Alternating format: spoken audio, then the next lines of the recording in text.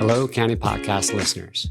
My name is Joe Lerch. I serve as Director of Local Government Policy for the Virginia Association of Counties, and you're listening to the VACo County Pulse special podcast series, The Energy Landscape of Virginia. In this episode, we expand the geography to include the state of Maryland. I sit down with Dominic Butchko with the Maryland Association of Counties, or MACo, and we compare both the differences and the similarities between Maryland and Virginia when it comes to energy, with a particular emphasis on the state legislature. We also include some bonus material covering the same comparison when it comes to housing. Listen in. All right. Hello. We have a very special episode of the Conduit Street Podcast. And Joe, does VACo have, what's the name of your podcast? So we're the VACo County Pulse, and this will be part of our Energy Landscape of Virginia series. Awesome. So we are here recording in sunny Annapolis, and we have Dom Butchko from the Maryland Association of Counties. And Joe, who are you? I'm Joe Lerch, and I'm Director of Local Government Policy for the Virginia Association of Counties. Awesome. Very rarely do we bring our two great states together, but I think we're going to have a very exciting episode planned. Exactly. Thank you. Yeah. So, and I want to do a special shout out to the MACo because your all's Conduit Street Podcast kind of inspired our podcast. So, you know what they say is Maryland goes, Virginia follows. So I don't know if my Virginia listeners will agree with that. But So to set the scene for this, we have a two-part series right now. First, we're going to talk about energy in this part one, and boy, do we have an exciting episode planned. And then part two is going to be housing. So yeah, two very inconsequential topics at very the state small level. ball. Yeah, that's right. Non-controversial. No one's even going to listen. Yeah. So first, let's just start out by energy. Broad strokes. So Maryland, we have some pretty aggressive renewable energy targets and goals. I know Virginia does as well. Why don't you open up by talking about, what's the broad landscape in Virginia and where does your policy right now see you going by like 2050? Yeah, so it was in 2020, the legislature passed the Virginia Clean Economy Act, also known as VACo. And what that bill, it's a very long bill with a lot of enactment clauses about how you get this done. But the goal was within the Dominion Energy Service Territory, which is the largest, incumbent utility in Virginia. They serve the majority of the population. That by 2045, they would get to kind of all renewables or zero greenhouse gas emissions from the energy production sector or the electricity producing sector. Similarly, in the Appalachian Power Company part, which is more south and southwest, which is about 500,000 people that it serves, they would by 2050 have to meet that same target. And it's a combination of things. In addition to like spelling out how much, say, utility scale solar or storage would be as a part of that's in the public interest to be built, they also have a renewable portfolio standard. So if you can't get all your energy from renewable sources in Virginia, you could get them from, some from outside of Virginia, but that's all part of the RPS, which was very new to Virginia. I can say that the renewable portfolio standard was something that had been tried for literally decades in Virginia, or probably more than a decade. But finally in 2020, it was passed. So you've only had it since 2020? Correct, yeah. Interesting. All right. So Maryland, some similarities, some differences. So we did pass legislation in 2022, the Climate Solutions Now Act, and that was our big kind of comprehensive climate bill, and that set the stage for the conversation moving forward. But in that, similar to Virginia, the state wants to hit net zero by 2045. And so it prescribes different things we have to do. I know we're going to talk about solar. There's no way we can't. Yeah. But a big part of that bill was setting, a 14.5% energy from solar in our renewable portfolio standards, I believe by 2035. And so similar to you, there's other sources you can get it from. I know you shared some great data actually from the Energy Information Agency. And so like right now in Maryland, we get 42.5%, a little over than that, as of 2023 from nuclear, only 10% from renewables. So based on the state's projections, that's going to have to grow. A little bit different, though, we've had our RPS since the early 2000s, and it's been tweaked, and clearly renewables have gone up exponentially on what the state wants to hit, but we have a few more decades of experience, and it's been rocky. We're some successes, some failures, some things we're still learning. That's interesting you say that it's, I guess, 14.5%, I guess, from solar, and I guess that's the whole gamut of solar, like utility scale, rooftop. In Virginia, they didn't do a percentage from solar. They actually gave like a megawatt. So, for instance, in the Dominion service territory, by 2035, they want 16,100 megawatts of solar, utility scale solar. In the APCO service territory, it's only about 500 megawatts. Still a large number within the APCO territory. So that's really interesting. And I'll just insert this now because it's part of that whole topic. There's an interim target of 3,000 megawatts by the end of calendar year 2024. Actually, Dominion exceeded that by almost 1,000 megawatts. And currently in Virginia, there's 4,800 megawatts of utility scale solar in service. Oh, wow. So we're kind of meeting those interim targets to get to those goals. Interesting. So we're in a very different position in terms of meeting the targets. I don't have the data in front of me right now, but I know for a fact, because we've worked on solar legislation policy for 2 years, the big thing and the big driver for some of the energy legislation we're going to talk about is that Maryland is very far behind meeting that 14.5%. So kind of what can we do to, loosen the gears and get things moving? So it's interesting, Virginia, you don't have percentages, you have megawatts and you're close. In Maryland, we have percentages and we're lagging behind a little bit. Yeah. I will say, though, even though I think we're on target, there are some headwinds in that. I think, personally, the biggest headwind is just the interconnection and the infrastructure.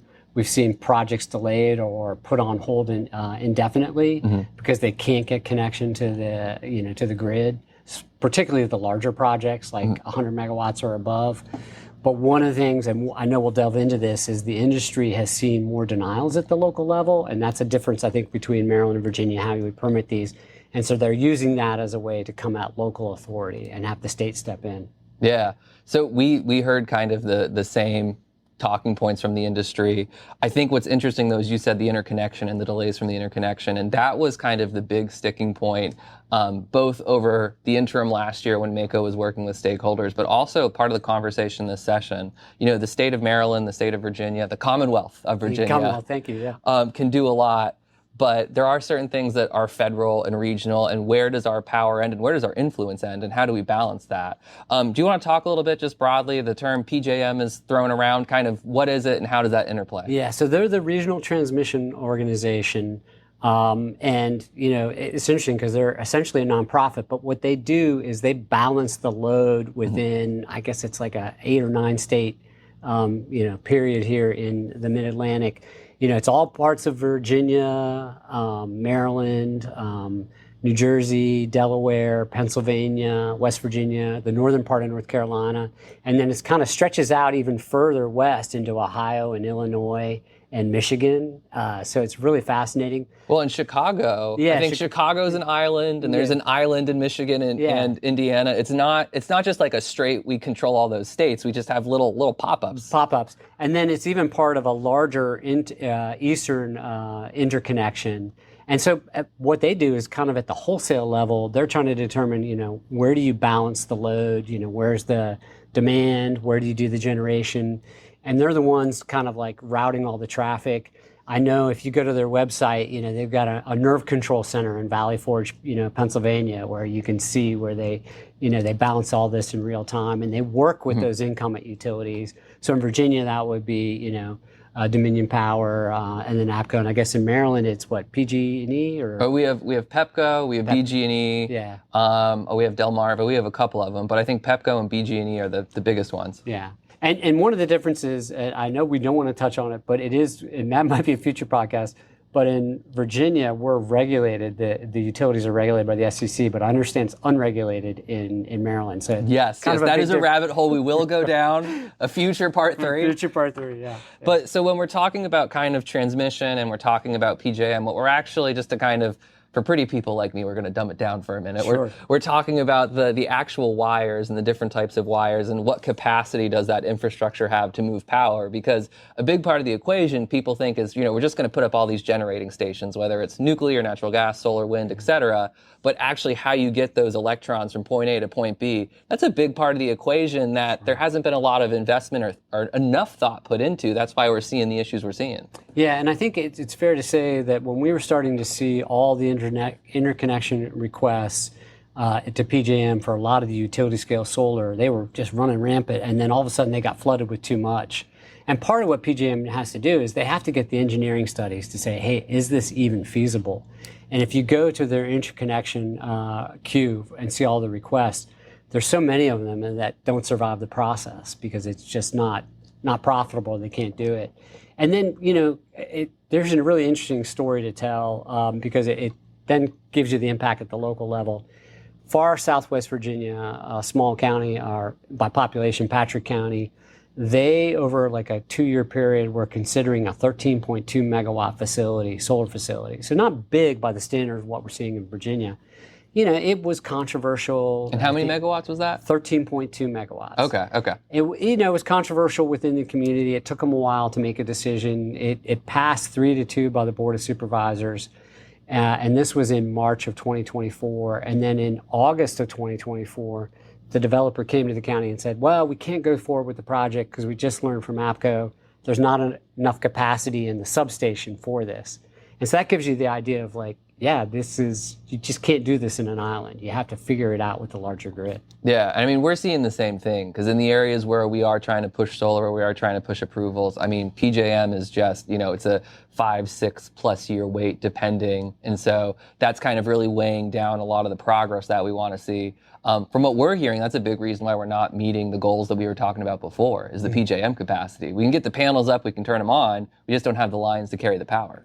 Wow. And now you mentioned it's a renewable, so it's 14.5%. So you also have wind, right? Yes. That's a part of that as well. Right? Yeah, so we have wind that's a part of that, nuclear is a part of that, and there's actually a lot of conversations about, what is the future of nuclear in Maryland, and so to kind of use that as a transition, my understanding is Maryland and Virginia had very different sessions when it comes to energy. So in the great state of Maryland, the 2025 session was really the session of energy. It was one of the kind of key mark topics, and there was a lot of time and sweat and energy put into 3 pieces of legislation that came from the presiding officers and the chairs of the committees. They put together a package. Virginia, on the other hand, you guys didn't have as much progress as you thought you would, correct? Well, I think we're at least from the VACo standpoint, we feel like we're having progress on permitting, utility scale solar. To give you an example, the Weldon Cooper Center out of UVA in Charlottesville, they have an online database, and this is something that I can share as a part of the podcast resources. Over the past 8 to 9 years, and really that's the window that we've seen the utility scale solar, there's been more than 250 projects applied for in Virginia. And close to 70% of those at the utility scale solar have been approved. Mm-hmm. And so we're seeing that. I think what happened this past session is, and then I'd love to hear about your bills, is there was a bill that was trying to get at this issue of local control of siting. And I know there's differences between Maryland and Virginia on this count. But the counties in Virginia and the cities and the towns have the land use authority to decide whether solar should go somewhere. Is it carte blanche authority, any level of megawatt, just? Exactly, yeah. It's like any other land use that they. So it's a paradise in the Commonwealth of Virginia. Maybe from a MACo perspective, yeah. But these are hard decisions, and when you get to 20 megawatts, which we were first starting to see because that's a sweet spot in the interconnection. Mm-hmm. There's less hoops you have to go through FERC, which is the Federal Energy Regulatory Commission. I always got to remember when I throw out these acronyms. I know the alphabet soup of government. Exactly. They could take up a couple hundred acres, but now we're seeing the much larger, like 100 megawatts or more, and then you're seeing square miles. So these are big land uses that are making these decisions. And recently, I think over the calendar year 2024, they saw like a 40% denial rate through this database. And that was used by developers to say, hey, localities are the problem here. We're not going to meet our goals. the state needs to step in and, kind of referee here. There was a bill that started out that was saying, we're going to set these targets by region of megawatts. It was going to set up like a review board that a developer could appeal to if a locality said no. It was going to get the courts involved. The bill sounds very complicated. Yeah, the bill got really whittled down. One of the things that we were in favor of, parts of the bill was, hey, give resources to the to the regional and the local level on some of the transmission planning. Like where's the capacity in the grid? Some of those technical resources. We always argue that our counties know how to do land use, but we don't know how to do like transmission planning and energy. So this would be helpful. It had that component, but it also set out targets that the state would develop at the energy office, like actual megawatt targets that would have to go into the regional plans of the planning district commissions, and then require each county, city, and town to incorporate those targets into their comprehensive plans. So do you have the planning district commissions now? Like, is that an existing entity for the regions? Existing entity, okay. Yeah. And one of the things about, and I don't know how the comprehensive plan is laid out in State Code of Maryland, but it really is just a roadmap for Virginia localities. Same for us. Yeah, and so this is really prescribing something that's a state target and into that. And so we were opposed to that. The other part of it, it had kind of this new language in State Code that we hadn't seen about challenging a local decision. Currently, the standard is arbitrary and capricious, which is, I think it has some legal standing. But they were putting in language in this bill to say you couldn't unreasonably deny an application. So wait, before we go any further, I'm going to put a pin in the reasonable versus unreasonable in that whole conversation, because that is going to be what leads our housing conversation. Because I know there's some differences. We actually had that standard in Maryland on housing, but just putting a pin there, we're on energy now. I want to hear more about that. Oh, you will. Yeah. So we oppose it on those two counts. The bill, the House version, didn't even make it out of subcommittee. The Senate version actually made it out of committee, by one vote, made it to the Senate floor. The Senate version made it to the Senate floor, and it failed to get the votes to get off the Senate floor. Now, I think a lot of people were expecting, even if it made it to the governor's desk, he would have vetoed the bill. He has a very different view, I think, from the state legislature on, what the energy outlook for Virginia is. So if I can stop you right there, I think one important point for Maryland listeners, and a big difference between Maryland and Virginia, Maryland is deep, deep blue, super majorities in both chambers, and we have a Democratic governor right now. In Virginia, it's a little different. Right now, you have Democratic majorities, but they're slight majorities. You have a Republican governor. So a veto in Virginia or, a close vote actually matters, which isn't something we have often here in Annapolis. Yeah, and the veto power for the governor, and something unique about Virginia that maybe the Maryland listeners don't know, is you just serve one term. You can't serve two consecutive terms. You could come back and serve another one. And I think there's been one governor that's done that, or maybe a couple in the history of Virginia. And so that veto power is really, it's largely a big power that they have. And in the history of vetoes, I think over the past 20 years, it's rare, if not, impossible to override a veto. And part of the calculus is you got to have those 2/3 majorities to override a veto. So, and it gets tough. Yeah. That is such a difference from here. Again, with like sustained supermajorities for a number of decades now. If you get a veto, it's possible they might not overturn it, but more than likely your veto is going to get overturned. Interesting. Yeah. So anyway, moving on. So we're talking about the session. So Virginia, you made some progress. It sounds like you guys have a lot of data on, approvals and denials. Maryland, so I kind of teased this up before. We know that energy was going to be really, really big. For both like the PJM region, Commonwealth, state, we know that our utility rates are going to go up. And so this was front of mind. MACo in particular was involved for 2 years with a number of stakeholders, and particularly active during the 24 interim with both, the administration, industry stakeholders, the environmental community, et cetera, on how do we kind of, wrap our hands around this big issue. And so one of the three bills, and the biggest one from the county perspective, was the Renewable Energy Certainty Act, or RECA. And so this is Senate Bill 931. House Bill 1036. And so when the legislation initially came in, MACo did oppose it. And, we had a really big hearing. I don't think I've ever seen that many county elected officials at a hearing. And we have a brand new joint hearing room where, both committees from both chambers can come. And it was literally standing room only. That being said, because of the work we did over the interim, we were able to get, a significant number of amendments. And so the legislation was very different, the day it passed versus the day it came in. And some highlights, you're talking about local authority. How do we balance that? And in Virginia, you right now have carte blanche authority over energy. For counties, we have some authority within guardrails. And so big thing since 2019 through the perennial court case. And so not to get too much in the weeds, but that was a court case that said that, counties, that the Public Service Commission, our Public Service Commission, could preempt counties on energy projects, solar energy in particular, above 2 megawatts. And so the standard going into the session was under 2 megawatts, counties have carte blanche authority. Above 2 megawatts, we can pass policies, but our Public Service Commission can kind of override those. And so what you had was, for the next 5+ years since that decision, was a patchwork of decisions where, well, we're going to enforce this county policy, but this county policy is seen as having an issue. And so there wasn't kind of set rules of the road where everyone understood what the game was and how we're going to play and et cetera. And so it was hard for the industry to plan around that. It was hard for local governments to plan around that. And importantly, for both state and local elected officials, who's accountable in that scenario? Because we passed a policy. We said we're going to do X, but then the Public Service Commission said we're going to do Y. And I actually saw that play out. I was a guest at your winter conference, and I sat in on, I think, the one that you were there, and you had a representative from the Public Service Corporation and representatives from counties. And I think it was one example that highlighted that was at Kent County. Yes. And they actually said in their policy, and this was really, I thought, really forward thinking, here's where we think utility scale solar should go.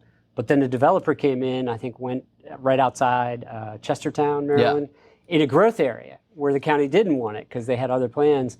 And I guess my understanding is the Public Service Corporation overruled that. Yeah, the PSC overruled them on it. Yeah. And that's the other thing, that's why we're doing kind of a part 1 and 2, housing and energy. The big thing that we see when we're, political nerds in this is policy's complicated and it overlaps, and one thing impacts another, and you might not see that connection. And so, in Maryland, we want to drive more housing production. We want to drive more renewable energy production. But we had situations, and we got that fixed in the bill this year, one of our proud accomplishments, but we had situations where there was a conflict between the two. And so we had certain solar projects going where we were building the infrastructure for affordable housing, and who wins out in that scenario? So anyway, the bill kind of high level, we now have, certain rules of the road governing decommissioning, governing vegetation, governing setbacks, really the look, smell, and feel stuff of a community, the good neighbor rules, the stuff that if a solar project is going to go in your community, what do we care about? What do the elected officials care about? What do the neighbors care about? So we have this extensive list of things that set county maximums, that set where there's flexibility, that sets where there's not flexibility. And if a jurisdiction wants to be more flexible, they just say that, they pass a policy, and then when an application goes to the Public Service Commission, they denote that. And if a jurisdiction says, no, we want to stick to the state strict standards, we now have standards that are enforceable, which, again, for the past 5-6 years, we didn't have that. And so definitely we're going to see a lot more predictability for all stakeholders moving forward. So that was the first bill. That was the first bill. That was the biggest bill. Then there was also the Next Generation Energy Act. And so all of county land was focused on that first one I mentioned, which had to do with solar.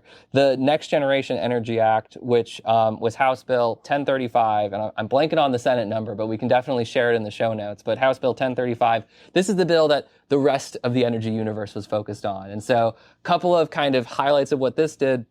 It had to do with natural gas and nuclear energy.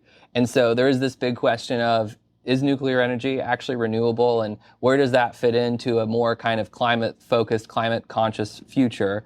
And so in Maryland, we were looking at, we're a net importer. I think we import 40% of our energy, if not, northward of that. We know utility rates are going to go up. So how do we come up with, types of energy that we can set up now and get to work now? And so we had this, new temporary form called dispatchable energy. And really that's going to be your next generation natural gas plants. And our Public Service Commission is now kind of going through the process of identifying applicants who would fit into that category. And then they're actually going to get somewhat of an expedited approval. And so there was a lot of back and forth on what should that expedited approval look like. Right now, you have to give counties, I believe it's about 90 days before an application goes in, heads up. And there is still preemption of county authority, but the Public Service Commission works with the counties on different land use policies and decisions. But this sought, definitely on the state level, a little less so on the local level, how do we expedite those approvals? Because we need to get, generation out now. Specifically for natural gas, but then also for nuclear and focusing in the medium to long term on, small modular nuclear reactors, SMMRs. Very hard to say fast. Yeah. But like next generation nuclear, Maryland is looking very seriously at how do we kind of roll that out and how do we make that, a part of our portfolio going forward. That's interesting because it wasn't this past session, but in 2024, the legislature passed bills that affected both the Dominion service territory and the APCO service territory that allowed them to recoup the soft costs for planning small modular reactors. Even if they didn't get built, they could recoup those costs. And somewhat, I think some in the renewable space and environmental groups were concerned about this, particularly Sierra Club or others. But it was to help kind of kickstart that. What's really fascinating, and I can share it, in the show notes, is I did an interview with Dominion at their nuclear plant in Louisa County, and they're actually looking at potentially putting an SMR right there. And the beauty of that is, number one, it's within all the electrical infrastructure. They have kind of the technical know-how because they already have, a force there that does that. And then the county itself, Louisa County, has some familiarity with it and are very supportive of it. In APCO, they're actually, I think, have done, it's some sort of, Nuclear Regulatory Commission, like Part 1 permit, where they're looking into it in Campbell County, just south of Lynchburg. So that's part of that. And to get to the natural gas too, it's interesting you mentioned the dispatchable power. Dominion Power is looking at permitting new gas peaking plants just south of Richmond and Chesterfield in areas where it's already allowed by right because they had already done power plants there before, just to have the power, dispatchable power. Well, and you guys get a significant amount of your power from natural gas now, right? I think correct. Like almost 60%. I think it's like at 40%. Like if you look at the last year, nuclear is at like a third. And what's really fascinating, and I think it's worth maybe getting a little into the nuts and bolts, is when we talk about dispatchable energy, nuclear is kind of the gold standard. Yeah. Because it has an effective load carrying capacity of like 95%. And I won't get into too much details, but essentially effective load carrying capacity is like, how often can you generate electricity 24/7 over 365 days? They're at 95%. The only time a nuclear unit goes down is when they have to refuel, put in new refueling rods every 18 months. Natural gas, I think it has an effective load carrying capacity of like 74-75%. But the beauty of natural gas is like when you need that, you can just ramp it right up, and that's kind of what Dominion's looking at. Yeah. Solar, not so much. I think it has an effective load carrying capacity in Virginia of about 20%. And you see it in some of the EIA numbers for 2023. This is what fascinates me is solar utility scale has been so much being built in Virginia that according to that data, it matched nuclear in terms of actual nameplate capacity. So 3,600 megawatts or 3.6 gigawatts. And so that's, if you compare them side by side, they were both about 12% each of the nameplate capacity of generating sources in Virginia. But whereas nuclear generates a third of the megawatt hours in Virginia in 2023, solar was just below 6%. Oh, and wow. It's not a knock on solar. I mean, you just can't generate the electrons when the sun's night, not shining. yeah. So Also, isn't the solar projections or low? We were talking about something, and I have a note here to ask you. You're not seeing as solar pulling the weight that you guys thought it would. I mean, that's part of it. I think what we see is there's this a thought that, oh my gosh, we can just go ahead and put enough solar panels, compare it with storage, we will have solved our baseload problem. But two things there. First, as we just discussed, it can't provide that baseload anytime you want. It's not dispatchable. You can't just call it up. There has been a thought that, well, hey, maybe with energy storage, that can provide the baseload. The current energy storage technology, the lithium-ion batteries at the utility scale solar, so we're talking, megawatts and above, it can only discharge for 4 megawatt hours. Oh, wow. So, and actually, to be considered a source of generation within the PJM interqueue, you have to be at 10 megawatt hours or above. Now, I think there's technologies being explored to get that base load up. The question is kind of almost similar to nuclear. How soon can you get that online? Yeah. And Dominion has a pilot project where they're looking at 100 megawatt hours from a certain type of battery technology. So that's kind of the problem there. I know that a couple years ago, I was part of a task force from legislation to look at the storage, and it was our State Corporation Commission. And we had a consultant that was brought in to help with the group, provide information. And one of my big takeaways on that is the consultant said in other states or in other countries, when you get to 50% of what you consider your baseload power to be renewables, the energy storage, the current 4 megawatt hours from lithium-ion battery, it doesn't have the value anymore. It's really used for kind of peak shaving and things of that nature, but not really dispatchable energy. So what is the overall feel on energy storage in Virginia, specifically lithium-ion? Because in the state of Maryland, there's a lot of real heartburn about, lithium-ion batteries. We've all heard the stories. They're much more combustible than, in a car than a car engine fire.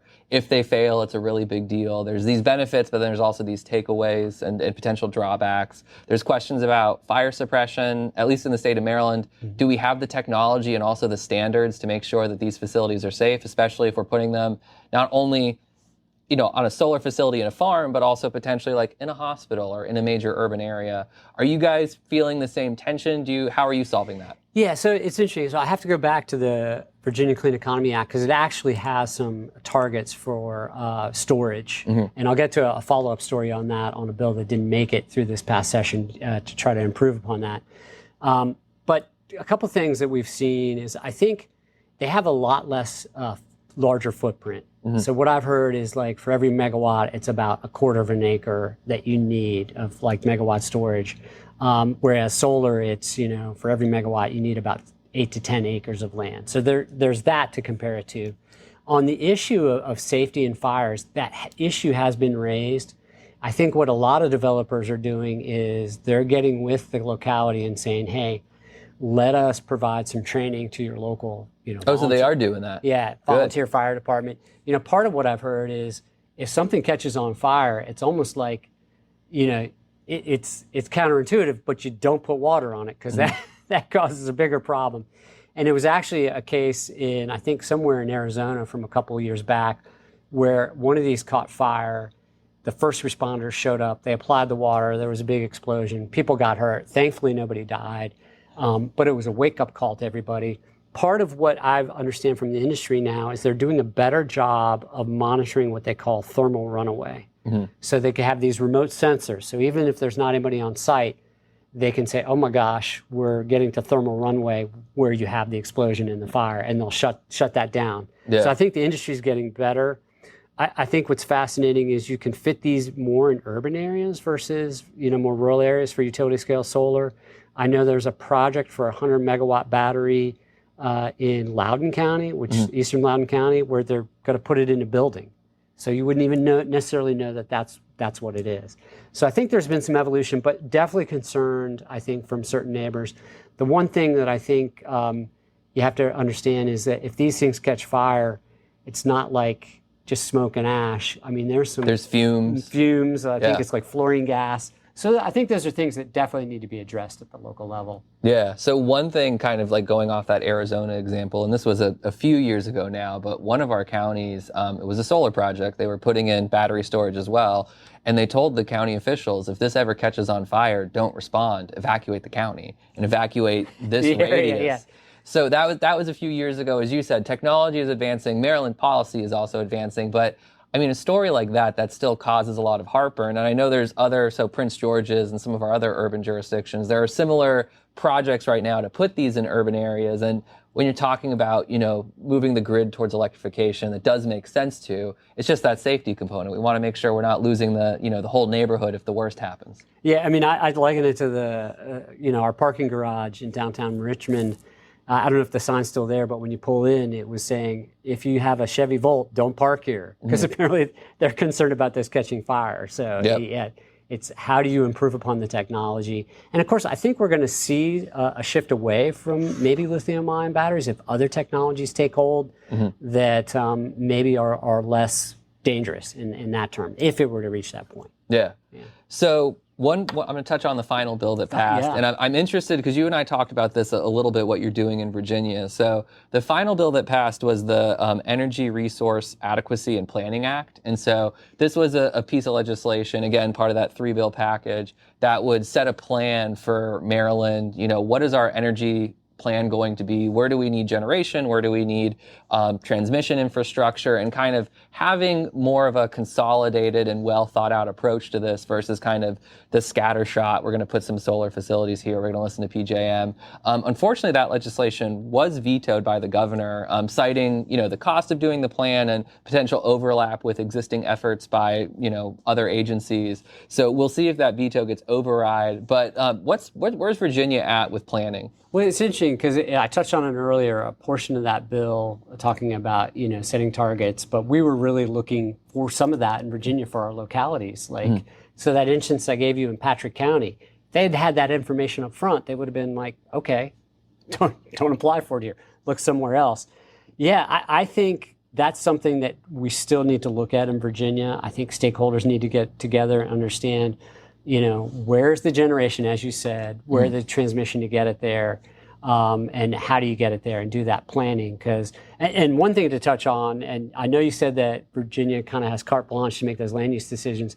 We don't have it on the transmission lines. Interesting. That is still the State Corporation Commission. So anything above 138 kilovolt line, transmission line, or certain line, the SCC has that authority. And where that comes to play, and I know we're transitioning into this, but data centers. I was just going to say, yeah. Yeah, so Loudoun County, which is considered the data center capital of the world, and something like 70% of the internet traffic goes through there, they've seen such a proliferation that now they need a large expansion of transmission capacity, even along existing corridors.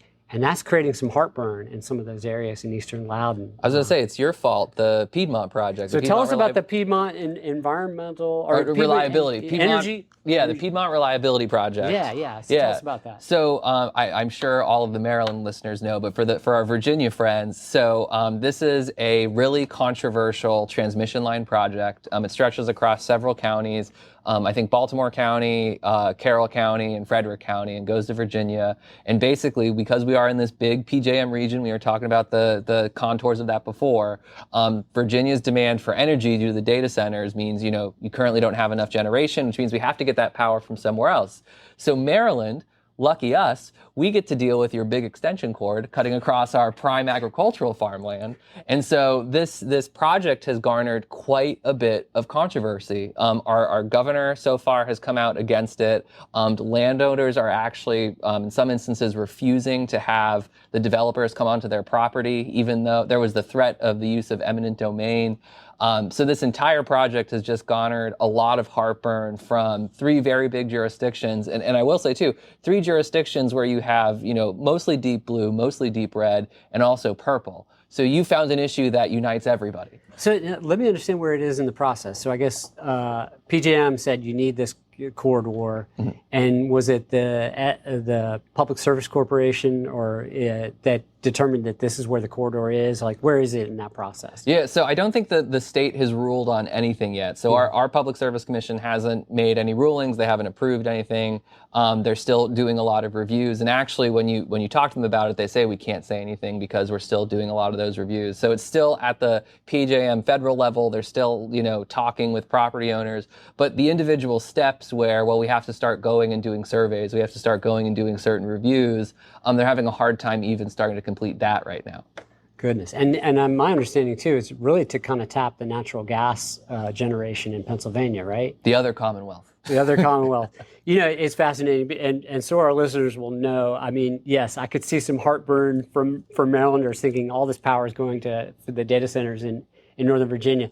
On a happy note, I do know that Montgomery County, Maryland, does get, for some of their internet service, they get some dark fiber from Energix, which is across the river in Potomac, Maryland. So we are giving some of that capacity back. Oh, you're too kind, Joe. So the big thing about data centers that I was doing a little bit of reading on that I found fascinating was, I think everybody, when we think of data centers, we're thinking like Amazon and Netflix and, Loudoun County, 70% of the internet traffic. But to kind of like take a step back on what we mean about this and why West Virginia might want to get into the data center game and some other states that you might not think about, there's a difference between types of data centers. You have your traffic data centers, but then you might also have your one customer data centers. Do you want to talk about that a little bit? Yeah, it's fascinating. This is a new podcast series that we've been doing, and the first episode was in August of last year, and it was I mentioned Energix, and I talked with one of their VPs, and it was fascinating because why Loudoun County? Well, AOL was there. That was their corporate headquarters in the early 90s, and the first data centers started popping up there because they were tired of relying on, getting people that are doing transactions from far away. It's like, hey, let's get them all under one roof, and it's actually a real estate investment trust. If you think about it, it's kind of like a mall renting out space. And you get all these companies there that can communicate to each other in, fast, real time. And so that is more of your, like you think of your traditional model of a data center, and that latency was a big issue. And so, the less time to travel, you can do that. But now with the language learning models, you don't need that. Latency is not an issue, but you need to crank out a lot of these things, and they consume a lot of power. So we're starting to see them in places throughout Virginia now, not just Northern Virginia. Interestingly enough, Mecklenburg County, and we do a 2-part episode on that, they've seen Microsoft build a lot of data centers there. And so some of your bigger companies like Microsoft, Google, and others, and Apple or whatever, Facebook, they're building just these monolithic where they're the owner and they're running the servers. So it can spread this out now over more parts of the Commonwealth. Which is just wild, because now you can see all of these different states trying to get into the data center game and what that means. And so before, if you're in a big area like DC or like New York, you do have that cost of real estate. But now if you're just Microsoft, or if you're just Apple, or if you're just, ChatGPT, OpenAI, you can put it in Mecklenburg, you can put it in West Virginia, Garrett County, as long as you have that transmission capacity. Yeah. And it's kind of intersecting a little bit with utility scale solar in there, and it's congesting things more, which is making it harder in certain instances, which kind of goes back to your point of this, Reliability Act that you were looking at in Maryland. I want to take a look at that because it's important. It's also important to point out in Virginia, and I think Maryland is probably interested in this, the counties, is the financial benefit to those localities.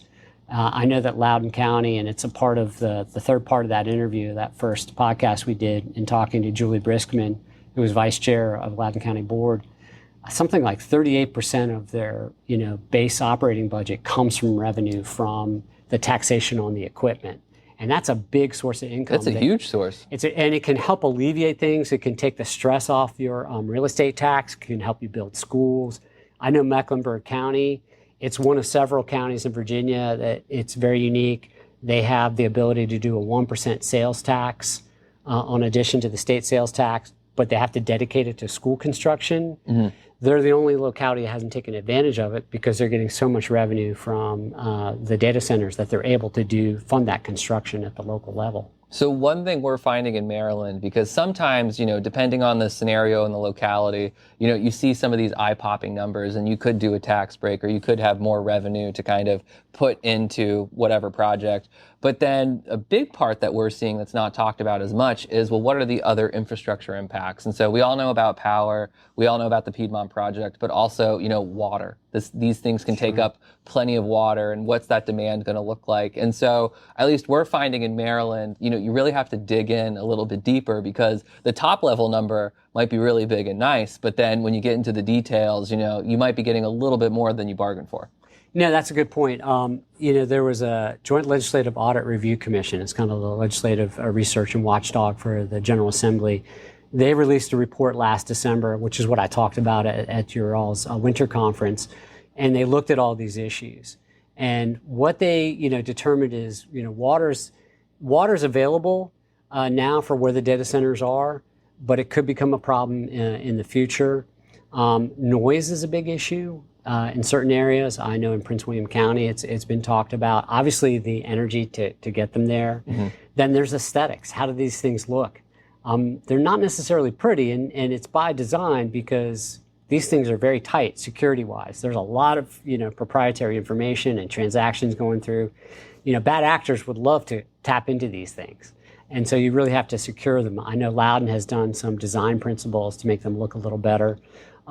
It's interesting. I was at a community meeting in Gloucester County, which is in the eastern part of the state, really a part of Hampton Roads. And they were holding a community meeting on data centers.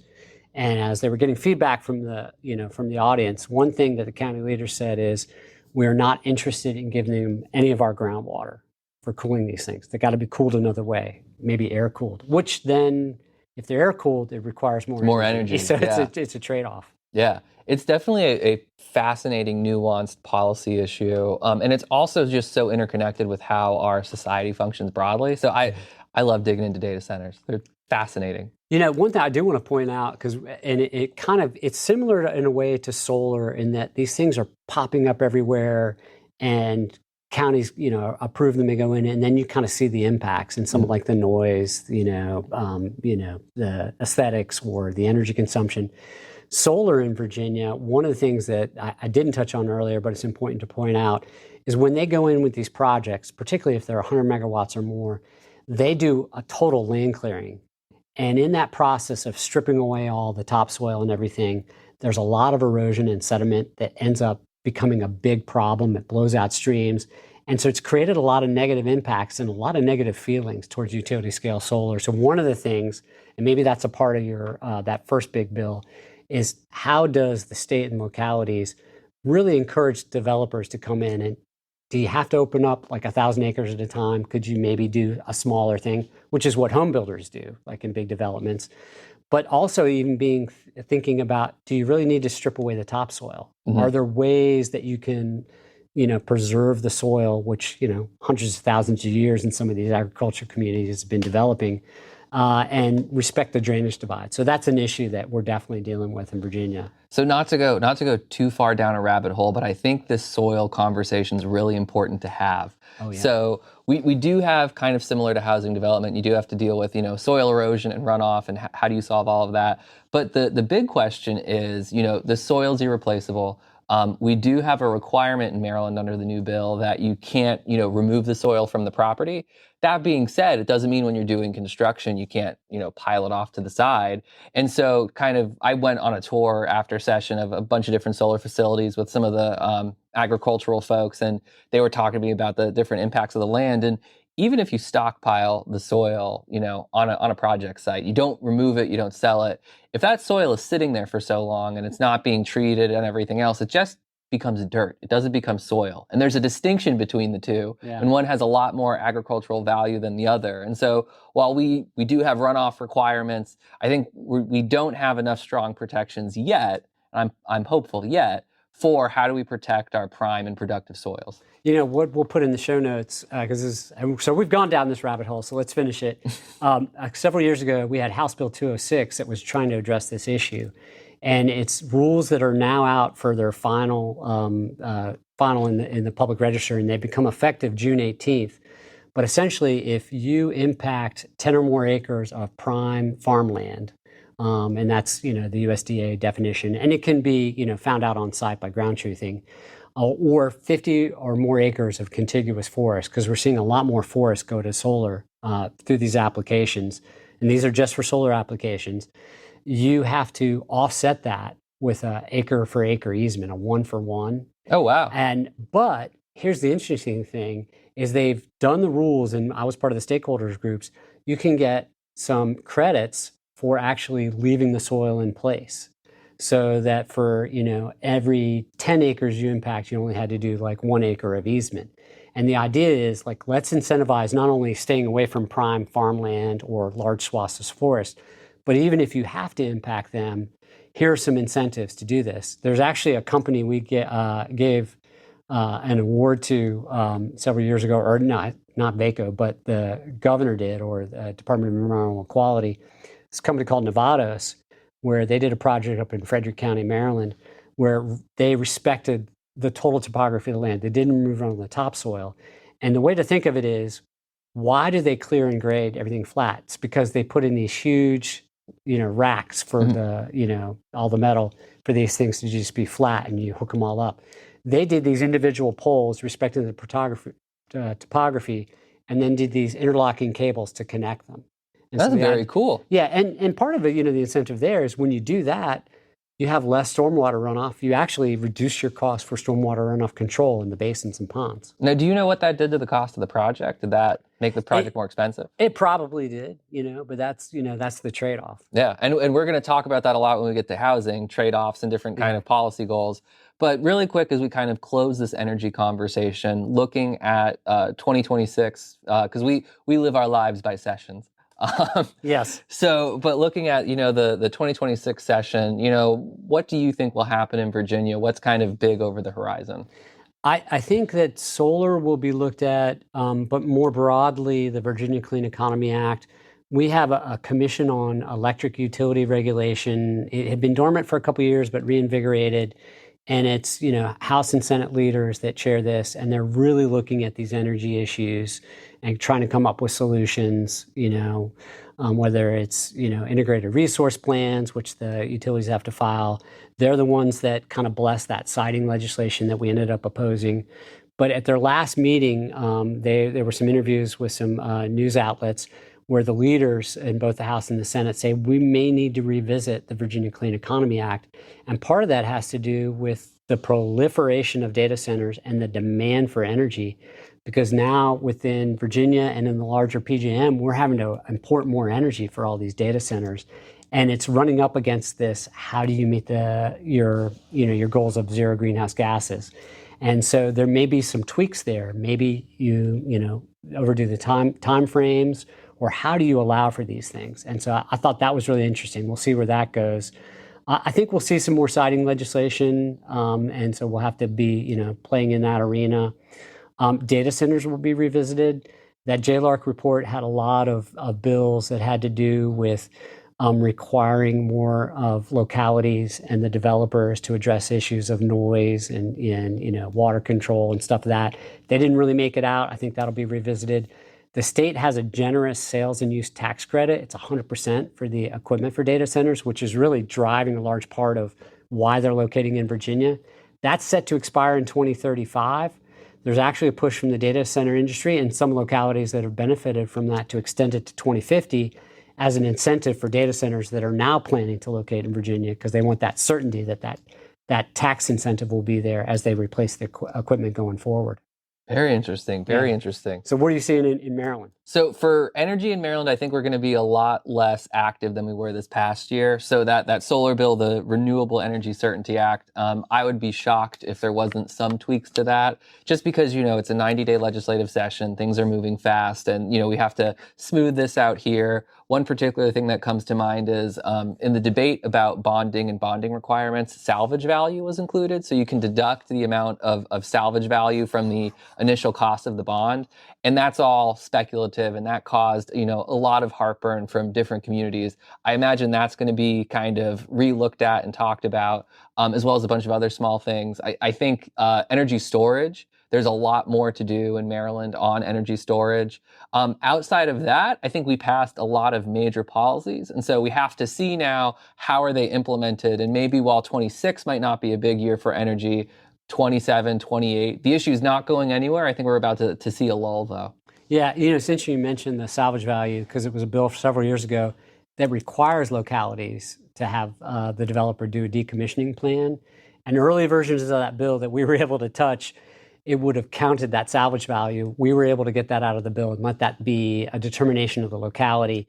And it's actually every 5 years they re-up their decommissioning plan. Same with us, every 5 years. Yeah, so you see what that value is. There is a concern long-term, like where does all this stuff go at the end of its life? Mm-hmm. And it's not just the solar panels and the metal and everything, but the inverters that convert the direct current to AC current for use in the grid. And there is concern amongst our localities, will these end up in our landfills? And if you want to talk about a land use that is not popular when you try to expand or put a new one in, it's a landfill. It's a landfill. Yeah. I think the interesting thing when we talk about decommissioning, we're talking about 30 years too, so who knows what will happen in 30 plus years. Yeah. But if you already have a facility with all of the hookups, are you really going to seriously decommission to go out and buy fresh land and to go through all the environmental stuff to set up new wires? I'm curious to see how many of these facilities actually are decommissioned. It's a big question of what will happen to the panels, because things will have to be replaced, but what facilities will still be here in 30 years, and especially with efficiency too.